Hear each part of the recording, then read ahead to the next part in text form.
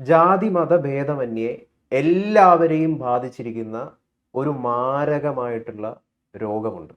ഇതിനെ പറ്റിയിട്ട് യഥാർത്ഥത്തിൽ ആർക്കും കൃത്യമായിട്ടുള്ള ധാരണയുമില്ല. ഈ രോഗം അവരെ വളരെ പതുക്കനെ കാർന്ന് കാർന്ന് തിന്നുകയാണ്. എല്ലാ മനുഷ്യരെയും, ഹിന്ദു എന്നോ ഒന്നില്ല, ക്രിസ്ത്യൻ എന്നില്ല, മുസൽമാൻ എന്നില്ല, എല്ലാവരെയും. എന്താണ് ആ രോഗം? ഓറ സ്ട്രോക്കും ചക്ര പാരാലിസിസും. എന്താണത്? ഓറ സ്ട്രോക്കും ചക്ര പാരാലിസിസ്. സാധാരണക്കാർക്ക് അതെന്താണെന്ന് ചോദിക്കും. നമ്മുടെ സൂക്ഷ്മ ശരീരമാണ്, അതായത് സബ്റ്റിൽ ബോഡി എന്ന് പറയുന്ന സംഭവത്തിൽ ബാധിച്ചിരിക്കുന്ന പ്രശ്നമാണ്. ഇത് നമ്മളുടെ ലൈഫ് സ്റ്റൈൽ കൊണ്ടുണ്ടാവുന്നതാണ്. ഇത് ക്ലിയർ ചെയ്യാത്തിടത്തോളം കാലം മനുഷ്യന് ഒരിക്കലും അവൻ്റെ പൂർണ്ണ ഊർജം അല്ലെങ്കിൽ പൂർണ്ണതയിലേക്ക്, ഒരു അപൂർണതയിൽ നിന്നും പൂർണ്ണതയിലേക്കുള്ള യാത്രയാണ് മനുഷ്യൻ്റെ ജീവിതം. ആ പൂർണ്ണതയിലേക്ക് അവന് റീച്ച് ചെയ്യാൻ പറ്റില്ല. അവൻ്റെ പവർ വെളിയിലേക്ക് എടുക്കാൻ പറ്റില്ല. അവൻ്റെ കഴിവുകൾ, അവൻ്റെ ജന്മസിദ്ധമായി ലഭിച്ച ഇതൊന്നും അവന് പുറത്തേക്ക് എടുക്കാൻ പറ്റാതെ വരും. പിന്നെ അവർ പല രീതിയിലും ഇതിൻ്റെ ഈ രോഗത്തിൻ്റെ ഇതിലെ ലക്ഷണങ്ങളെന്ന് പറയുന്നത് depression, anxiety, fear, stress, ego, jealous, ഇതെല്ലാം ഇതിൻ്റെ ലക്ഷണങ്ങളാണ്. മാത്രമല്ല, ഒരു വ്യക്തി ഇപ്പോൾ ഒരു കലാകാരൻ, അവന് നല്ല കലാകാരനായി ജീവിക്കാൻ പറ്റില്ല. അവന് നല്ല കലാവാസന ഉണ്ടാവും, പക്ഷെ അത് പുറത്തേക്ക് വരില്ല. എല്ലാത്തിനും ബ്ലോക്ക് ആയിരിക്കും. എല്ലാത്തിനെയും ഒരു ബാക്ക് പുൾ ചെയ്യും. അവരിൽ എപ്പോഴും നെഗറ്റീവ് തോട്ട്സ് ആയിരിക്കും ഉണ്ടാവുക. അവരിപ്പം ഒരു എക്സാം എഴുതി പഠിച്ചിട്ട് പോയാൽ പോലും അവർക്ക് എഴുതാൻ പറ്റില്ല. ഫിയർ ഓഫ് എക്സാമിനേഷൻ എന്ന് പറയും. അതിനോട് പേടിയുണ്ടാവും. അല്ലെങ്കിൽ ചിലപ്പോൾ അത് പുറത്തേക്ക് വരില്ല. പിന്നെ അതുപോലെ തന്നെ നമ്മുടെ മൈൻഡ് എപ്പോഴും ഔട്ടായിരിക്കും. നമുക്ക് ശ്രദ്ധയുണ്ടാവില്ല. നമ്മുടെ മൈൻഡ് എന്ന് പറഞ്ഞാൽ ബുദ്ധിയാകുന്ന കടിഞ്ഞാൻ കൊണ്ട് മനസ്സാകുന്ന കുതിരയെ നിയന്ത്രിച്ച് നിർത്തുമ്പോഴേ ശരീരമാകുന്ന രഥം ലക്ഷ്യസ്ഥാനത്ത് എത്തിച്ചേരുള്ളൂ. മനസ്സാണ് എല്ലാത്തിൻ്റെയും അൾട്ടിമേറ്റ് സാധനം. ഈ മൈൻഡ് എന്ന് പറയുന്നത് ഉണ്ടാവുന്നത് ഇത് ഇന്ദ്രിയങ്ങളിൽ നിന്നാണ്. ആ ഇന്ദ്രിയങ്ങൾ ക്ലിയർ ആയിട്ട് വരണമെങ്കിൽ ഈ ചക്ര ഇതിന് പാരാലിസിസ് വന്നു കഴിഞ്ഞാൽ ഇന്ദ്രിയങ്ങൾ കൃത്യമായിട്ട് വർക്കാവില്ല. ഓറ സ്ട്രോക്ക് വന്നു കഴിഞ്ഞാൽ ഈ കോസ്മിക് എനർജി ബോഡിയിലേക്ക് പോകില്ല, അതിലേക്ക് കൊടുക്കുന്ന ഫ്യൂവലാണ്. ഈ ഓറ സ്ട്രോക്ക് എന്നൊക്കെ പറയുമ്പോൾ പലരും പറയും ഇതൊക്കെ ഒരു അന്ധവിശ്വാസമല്ലേ? ഇതല്ലല്ലോ അന്ധവിശ്വാസം, ഇതാണ് സയൻസ്. അന്ധവിശ്വാസം എന്ന് പറയുന്നത് നിങ്ങൾ പറയുന്ന പോലെ ഈ പറയുന്ന കുട്ടിച്ചാത്തൻ, ചാത്തൻ, കൂടോത്രം, മറ്റുള്ള മറിച്ച് എന്ന് പറഞ്ഞ് ഇവിടെ നടക്കുക. അപ്പോൾ അതിനെ എന്താ പറയുക? എന്ത് വർത്തമാനമാണ് ഈ പറയുന്നത്? സയൻസിലേക്ക് പറയുമ്പോൾ മൊബൈൽ ഫോൺ കൂടോത്രമാണോ? മൊബൈൽ ഫോൺ അന്ധവിശ്വാസമാണോ? ഈ മൊബൈൽ ഫോൺ പോലെയാണ് ഒരു മനുഷ്യൻ്റെ ജീവിതം. ഈ മൊബൈൽ ഫോണിൻ്റെ ഫങ്ഷൻ കണ്ടിട്ടുണ്ട്. ഇത് നമ്മളുടെ ഇതിൽ നിന്ന് വരുന്ന സാധനമാണ്. അതായത് ഇത് നമ്മുടെ ബോഡി ഇതിനകത്ത് കുറേ ആപ്സ് ഉണ്ട്, കണ്ടോ? ഈ ആപ്സ് പോലെ നമ്മുടെ ശരീരത്തിനകത്ത് 6 ആപ്സ് ഉണ്ട്. ഈ ആപ്സിൻ്റെ ഫങ്ഷൻസിനനുസരിച്ചിരിക്കും നമ്മളുടെ ബോഡി വർക്ക് ചെയ്യുന്നത്. ഈ ഫോണിൻ്റെ ആപ്സിൻ്റെ ഫങ്ഷൻ അനുസരിച്ചിരിക്കും ഈ ഫോൺ വർക്ക് ചെയ്യുന്നത്. അപ്പോൾ ഈ ബോഡിയും ഫോണും തമ്മിലുള്ള ഒരു ബന്ധം വളരെ എവിഡൻ്റ് ആണ്. ഇതിനകത്ത് ഇത് വേവ്സ് കൊണ്ടാണ് ഇത് വർക്ക് ചെയ്യുന്നത്. സാറ്റലൈറ്റുമായി കണക്റ്റഡ് ആണ്. ഇതിനകത്ത് ചാർജ് ചെയ്യും. നമ്മളുടെ ബോഡി ചാർജ് ചെയ്യണം നമ്മൾ കഴിക്കുന്ന ഭക്ഷണങ്ങളാണ്. അതിൽ പ്രോപ്പറായിട്ടുള്ള ചാർജ് ഇടണം. ഇതിൽ ഏത് തരം ഡിവൈസ് അല്ലെങ്കിൽ ഏത് തരം പവറാണ് ഇതിനകത്ത് കയറുന്നത്, എത്ര വോൾട്ടാണ് ഇതിനകത്ത് കയറുന്നത് എന്നുള്ളതിനെ ബേസ് ചെയ്തിരിക്കും. ഇത് കൂടുതൽ പവർ വന്ന് അടിച്ചു പോവുകയും ചെയ്യും, കുറഞ്ഞ പവറാണെങ്കിൽ കയറുമില്ല. അതുപോലെ നമ്മുടെ ബോഡിക്ക് വേണ്ട പവർ കൊടുക്കുന്ന വേദിക് ഫുഡ്സാണ്. ആ ഫുഡിന് പ്ലാനറ്ററി പൊസിഷൻസുമായിട്ട് നമ്മുടെ ഓറയുടെ കണ്ടീഷൻസ് എന്താണെന്നും അനലൈസ് ചെയ്തിട്ടാണ് നമ്മൾ ഫുഡ് പ്രിഫർ ചെയ്യേണ്ടത്. ചിലവർ പറയും നമ്മൾ വെജിറ്റേറിയനാണ് കഴിക്കുന്നത്. എല്ലാ വെജിറ്റേറിയനും നമുക്ക് നല്ലതായിരിക്കില്ല. നമുക്ക് ഭയങ്കരമായിട്ട് ഹാംഫുൾ ആയിട്ടുള്ള എനർജീസ് പ്രൊഡ്യൂസ് ചെയ്യും. ഈ ഫുഡ് അകത്തേക്ക് ചെന്നിട്ട് റിലീസ് ചെയ്യുന്ന എനർജി ഉണ്ട്. അതിനനുസരിച്ചിട്ടാണ് ഇന്നർ ഒരു സിസ്റ്റം വർക്ക് ചെയ്യുന്നത്. അതിനെ കംപ്ലീറ്റ് ഇന്നർ നെറ്റ് എന്ന് പറയും. ഈ മൊബൈൽ വർക്ക് ചെയ്യണമെങ്കിൽ ഇൻ്റർനെറ്റ് വേണം. നമ്മളുടെ ശരീരം വർക്ക് ചെയ്യണമെങ്കിൽ ഇന്നർ നെറ്റ് വേണം. ഇത് വളരെ ഒരു ചിന്തിക്കേണ്ട ഒരു ടോപ്പിക്കാണ്. ഇത് സയൻറ്റിസ്റ്റുകളുടെയും അതുപോലെ തന്നെ വലിയ വലിയ ഹൈ പ്രൊഫൈലിൽ ജീവിക്കുന്ന ആൾക്കാർ ഫോളോ ചെയ്യുന്ന ഒരു സാധനമാണ്. സാധാരണ ആൾക്കാർ ഒരു പ്രശ്നം വന്നു കഴിഞ്ഞാൽ ജ്യോത്സ്യനെ കാണും, വഴിപാട് നടത്തും, മറ്റേ പൂജ മറിച്ച പൂജ എന്ന് പറയും. എന്താണ് പൂജയെന്ന് പോലും നമ്മുടെ ആൾക്കാർക്ക് അറിയാതെയാണ് പൂജാ കാര്യങ്ങളിലേക്ക് പോകുന്നത്. സോ ഇതിനെ സംബന്ധിച്ചിടത്തോളം ഇൻ്റർനെറ്റ് നമ്മുടേത് കറക്റ്റ് അല്ലെങ്കിൽ നമ്മൾ തകർന്നു പോകും. ഈ ഓറ സ്ട്രോക്കും ചക്ര പാരാലിസിസിൻ്റെ മെയിൻ റീസൺ ഇൻ്റർനെറ്റിൻ്റെ ഫങ്ഷനിങ് കറക്റ്റ് അല്ലാത്തതുകൊണ്ടാണ്. അടുത്തത്, ഇതിലെ ആപ്സ് അപ്ഡേറ്റ് ചെയ്തില്ലെങ്കിൽ, ഫോണിൻ്റെ ആപ്സ് അപ്ഡേറ്റ് ചെയ്തില്ലെങ്കിൽ നമുക്ക് എന്താ ഗുണം? നമുക്ക് GPS ഇട്ട് കഴിഞ്ഞാൽ ലൊക്കേഷൻ മാറി വേറെ എവിടെയെങ്കിലും പോകും. കൃത്യമായിട്ട് പ്രോപ്പർ അപ്ഡേറ്റ്സ് കൊടുക്കണം. എല്ലാ മാസവും ഒരിക്കൽ ഒരു ഫോണിൽ ഒരു അപ്ഡേറ്റ്സ് വരുന്ന പോലെ എല്ലാ ദിവസവും രാത്രി ഒരു പ്രത്യേക യാമത്തിൽ നമ്മുടെ ബോഡി അപ്ഡേറ്റ് ചെയ്യാനുള്ള ഒരു മെസ്സേജ് നമുക്ക് കിട്ടും. അത് നമ്മുടെ ഉള്ളിലുള്ള ഒരു സ്പിരിച്വൽ കോഡുണ്ട്.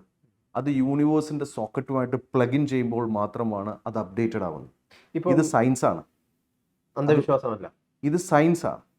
അതുപോലെ തന്നെ നമ്മൾ ആകാശത്തുനിന്ന് വരുന്ന സാറ്റലൈറ്റിൽ നിന്ന് ഇങ്ങനെ പാസ് ചെയ്ത് പോകുന്ന വേവ്സിനെ നമുക്ക് കാണാൻ പറ്റില്ല, പക്ഷേ ഫോണിൽ ആ വേവ്സിലൂടെ വർക്ക് ചെയ്യുന്നുണ്ട്. അതുപോലെ നമ്മളൊരു എനർജി കമ്മ്യൂണിക്കേറ്റ് ചെയ്യുന്നത്.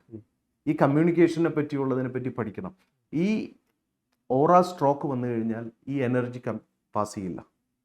ഇതിനകത്ത് ഈ എനർജി ഓറയുടെ 5 ഓറിക് ബോഡീസ് വഴി നമ്മുടെ ചക്രാസിനെ ആപ്സിനെ അപ്ഡേറ്റ് ചെയ്യാനും ഈ ചക്രാസിനെ ഫങ്ഷൻ ചെയ്യാനുള്ള പരിപാടി നമ്മൾ ചെയ്തില്ലെങ്കിൽ അതൊരു മിസ്റ്റിക് ക്രിയയാണ്. അതിലൂടെ ചെയ്തില്ലെങ്കിൽ നേരത്തെ പറഞ്ഞ പ്രശ്നങ്ങളും ഉണ്ടാവും. മനുഷ്യൻ്റെ ലൈഫിൽ ഒരു രീതിയിലുള്ള സന്തോഷമില്ലാതെ അവർ ഡ്രഗ്സിനും മറ്റുള്ള ഇതിനും അടിമപ്പെട്ട് അവർ സന്തോഷത്തിന് വേണ്ടി ഡോപ്പമൈൻ കിട്ടാൻ വേണ്ടിയിട്ട്, ഹാപ്പി ഹോർമോൺ കിട്ടാൻ വേണ്ടിയിട്ട് അവരിങ്ങനെ പല രീതിയിലും പോയി അവസാനം അവരുടെ ലൈഫ് ഒരു 3 വർഷത്തിലോ 2.5 വർഷത്തിലോ ചുരുങ്ങി തീരും.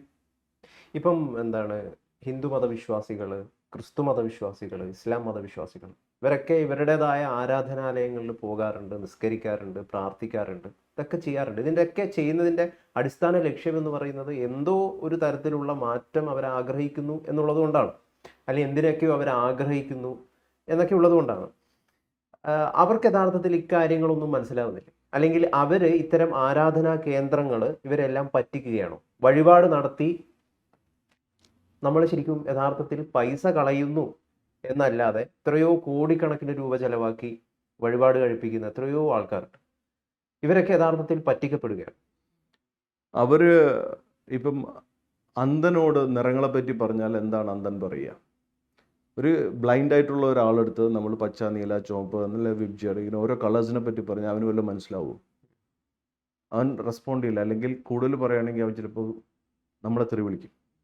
അതുപോലെ ഒരു മതവിശ്വാസി എന്ന് പറയുന്നത് ഏത് മതത്തിലും ആയിക്കോട്ടെ, മതത്തെ അമിതമായി വിശ്വസിച്ച് പോകുന്നവൻ ഒരു അന്ധനാണ്. ആത്മീയത എന്ന് പറയുന്നത് നിറങ്ങളാണ്. ആ നിറങ്ങളെപ്പറ്റി പറയണമെങ്കിൽ അവന് കാഴ്ചയുണ്ടായാലേ അവനത് അറിയാൻ പറ്റുള്ളൂ. അപ്പം മതങ്ങളും സയൻസും തമ്മിൽ ഒരുപാട് പ്രശ്നമുണ്ട്. ലോജിക്കൽ തിങ്കേഴ്സിന് വേറെ ലെവലിലാണ് പോകുന്നത്. ഇപ്പം നമ്മൾ ഈ മതവിശ്വാസത്തെ വെച്ച് ജീവിക്കുന്ന ഒരു സമൂഹത്തിലാണ് ജീവിക്കുന്നത്. ഇതൊരു പൊളിറ്റിക്സാണ്. ഒരുപാട് ഇല്ലാത്ത ആരെങ്കിലും ചോദിച്ചിട്ടുണ്ടോ ഈശ്വരൻ എവിടെയാന്ന് പറഞ്ഞാൽ മേളിലായിരിക്കുന്നതെന്ന് പറഞ്ഞു? ആരെങ്കിലും മേളിൽ കയറി കണ്ടിട്ടുണ്ടോ? ഒരു എക്സാമ്പിൾ പറഞ്ഞുതരാം. പണ്ട് സ്പേസിൽ ആദ്യമായിട്ട് പോയ ഒരാളോട് ഈ പോപ്പ് ചോദിച്ചു, നിങ്ങളങ്ങ് മേളിലോട്ട് പോയ സമയത്ത് ഈ പുരുഷോ യേശുവിൻ്റെ ഇതോ എന്തെങ്കിലും കണ്ടോ എന്ന് ചോദിച്ചു. അപ്പോൾ അദ്ദേഹം എന്താ പറഞ്ഞെന്നറിയും? എന്താ പറഞ്ഞെന്നറിയും? എന്താണ് പറഞ്ഞത്? അതേപോലെ തന്നെ ഈ റഷ്യയിലെ കമ്മ്യൂണിസ്റ്റുകാരുടെ അടുത്ത് ചോദിച്ചു, റഷ്യയിലെ കമ്മ്യൂണിസ്റ്റുകാരൻ ഇവരോട് ചോദിച്ചു, സ്പേസിൽ പോയവരോട് ചോദിച്ചു, നിങ്ങൾ മേളിലേക്ക് പോയ സമയത്ത് അവിടെ പുരുഷോ കാര്യങ്ങൾ എന്തെങ്കിലും കണ്ടോ എന്ന് ചോദിച്ചു, യേശുവിനെ വല്ലതും കണ്ടോ എന്ന് ചോദിച്ചു. എന്താണ് എൻ്റെ ആൻസർ എന്നറിയാം? എന്താണ്? കണ്ടു കാണുന്നതായിരിക്കും. കണ്ടു കാണുന്നതായിരിക്കും. വിശ്വാസി കണ്ടു കാണുന്നതായിരിക്കും പറയാം. പോപ്പ് പറഞ്ഞു, പോപ്പ് ഇങ്ങനെ ചോദിച്ചപ്പോൾ അയാൾ പറഞ്ഞു, ഇല്ല അങ്ങനെ ഒന്നും കണ്ടില്ല എന്ന് ഈ സ്പേസിൽ പോയ ആൾ പറഞ്ഞു. അപ്പോൾ ഇദ്ദേഹം പറഞ്ഞു, അതെ, അങ്ങനെ ഒരു സാധനം അവിടെ ഉണ്ടാവില്ല, അത് നമുക്കറിയാം. കേൾക്കുന്നുണ്ടോ? ഹൂറികളൊന്നുമില്ല. ഹൂറിയില്ല, ഒന്നുമില്ല. അത് പള്ളിയിലെ മുഹമ്മദിൻ്റെ അടുത്ത് ചോദിച്ചു, അവർ ചോദിച്ചപ്പോൾ അത് ഒന്നുമില്ല, അങ്ങനെ ഒരു സംഭവം ഇവർ കണ്ടില്ല. അപ്പോൾ അവർ തന്നെ പറഞ്ഞു, അതെ ശരിയാണ്, അങ്ങനെ ഒന്നും ഇല്ലെന്ന് നമുക്കറിയാം. ഇപ്പുറത്തെ കമ്മ്യൂണിസ്റ്റുകാരൻ ചോദിച്ചപ്പോൾ അവന് കൊടുത്ത മറുപടി, അതെ നമ്മൾ ഇതൊക്കെ ദൈവത്തിൻ്റെ ഇതൊക്കെ കണ്ടു. അപ്പോൾ കമ്മ്യൂണിസ്റ്റുകാരൻ പറഞ്ഞു, അതെ ശരിയാണ്, നമുക്കും അറിയാം അതൊക്കെ അവിടെ ഉണ്ടെന്ന്. മനസ്സിലായോ? ഇത് രണ്ടും പരസ്പര വിരുദ്ധമാണ്. പിന്നെ ഈശ്വരൻ ഉണ്ടെന്ന് വിശ്വസിക്കുന്ന ഒരു വിഭാഗമുണ്ട്, ഈശ്വരൻ ഇല്ല എന്ന് വിശ്വസിക്കുന്ന ഒരു വിഭാഗം. ഇത് രണ്ടും വിശ്വാസികളാണ്. ഒരാൾ ഈശ്വരൻ ഇല്ലാന്ന് വിശ്വസിക്കുന്നു, ഒരാൾ ഈശ്വരൻ ഉണ്ടെന്ന് വിശ്വസിക്കുന്നു. ഇതിലേക്ക് ഇറങ്ങി ചെല്ലുമ്പോൾ ഭയങ്കര തമാശയായിട്ട് തോന്നും.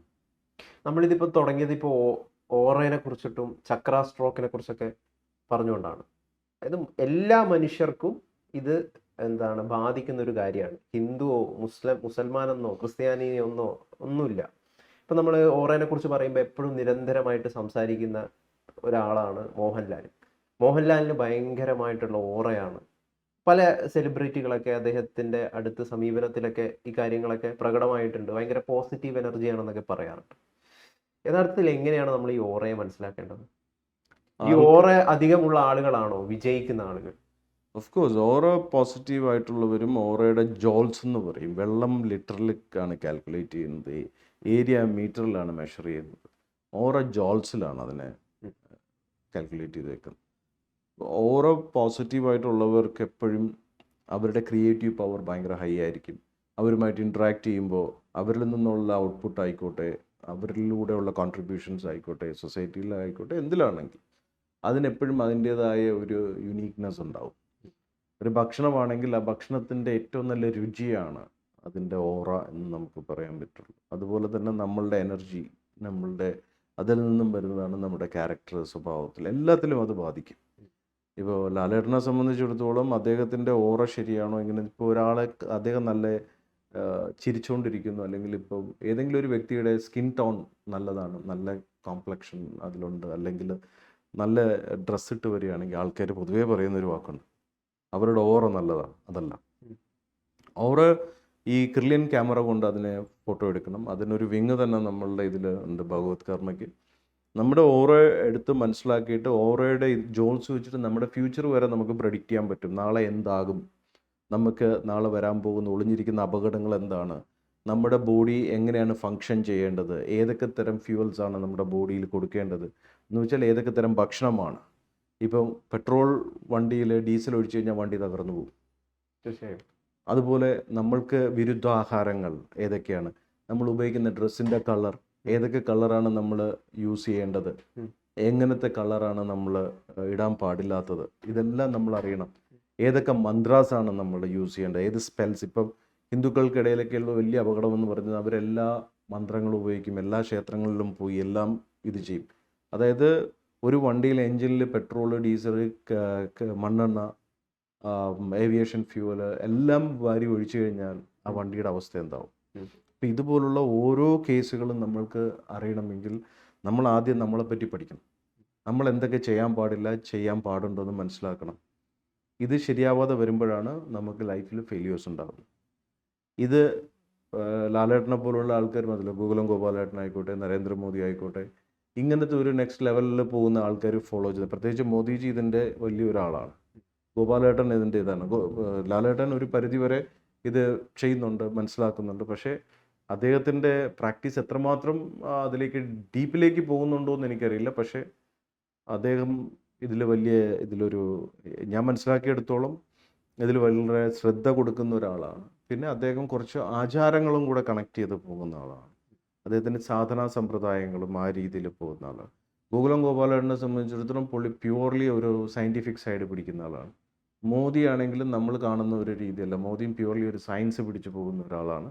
പിന്നെ അദ്ദേഹത്തിന് പൊളിറ്റീഷ്യൻ്റെതായ ചില ഷെയ്ഡ്സ് ഉള്ളത് കൊണ്ട് അദ്ദേഹം ചില രീതിയിൽ പെരുമാറും. പക്ഷെ അത് ദാറ്റ് സംതിങ് ഡിഫറെൻ്റ്. ആ ടോപ്പിക്കിലോട്ട് ഞാൻ പോകാൻ ഇപ്പോൾ ആഗ്രഹിക്കുന്നില്ല, അത് പറയാനും എനിക്ക് ഞാൻ പറയുന്നത് സാധാരണക്കാരൻ എന്താ ചെയ്യേണ്ടത്?